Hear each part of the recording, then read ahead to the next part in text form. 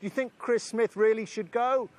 Well, that's a matter for Lord Smith to decide.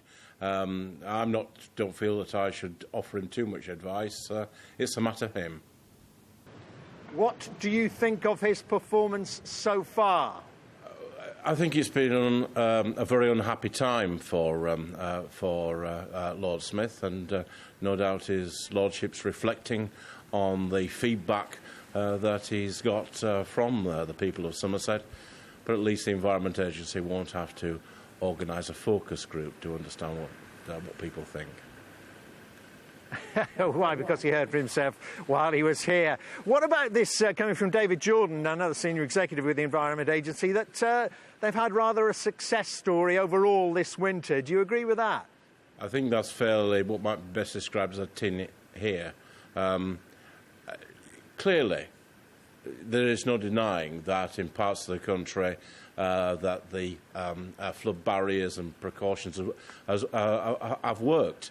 But if you're stuck on the Somerset Levels, or if you're stuck elsewhere and your house has been flooded or it's been repeatedly flooded, that kind of remark is going to grate. And I don't think we should be talking about success. We should be talking about what we're going to do to get people back into the homes, what we're going to do in terms of pumping the water out, how quickly can we get back to normality, what are we going to do to ensure that that transport links are pretty good. So really we can frankly do without that.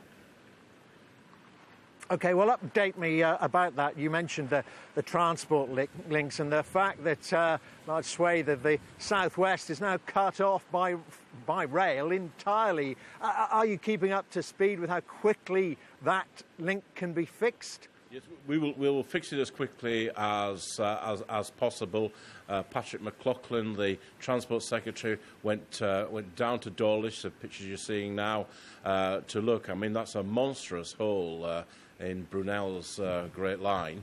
And we will fix that as quick as we can. But in the meantime, what we're doing is getting in lots of coaches, operating so that people can get in and out of the southwest.